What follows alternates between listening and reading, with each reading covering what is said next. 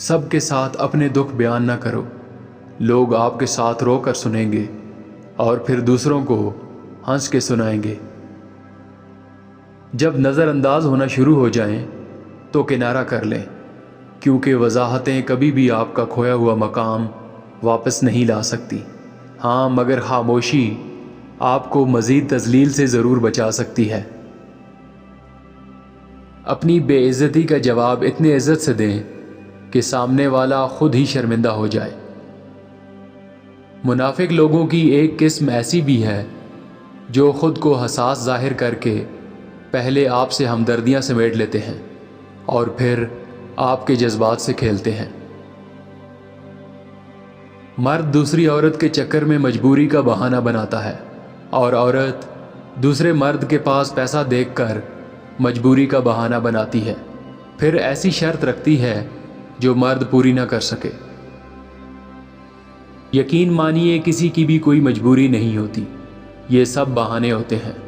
یہ نہیں مان رہا، وہ نہیں مان رہا، یہ ہوگا، وہ ہوگا۔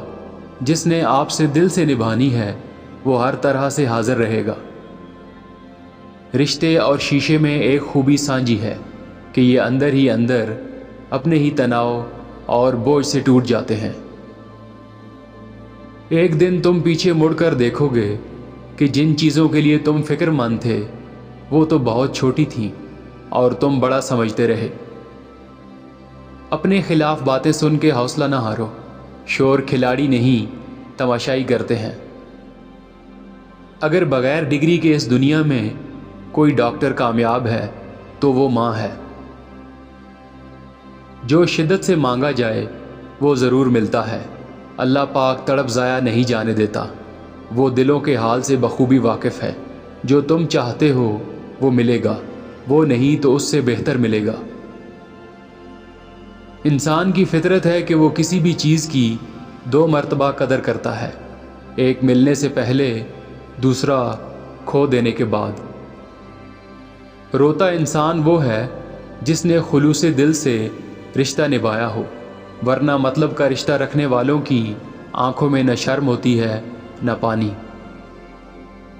گناہ گونگے نہیں ہوتے، جب بھی انہیں موقع ملتا ہے وہ مکافات عمل کی لاٹھی ہاتھ میں پکڑے ایک دم ہی انسان کے سر پر آن برستے ہیں۔ یہ وہ خدا کی لاٹھی ہوتی ہے جو بے آواز ہوتی ہے لیکن انسان کے ہوش لمحوں میں ہی ٹھکانے لگا دیتی ہے۔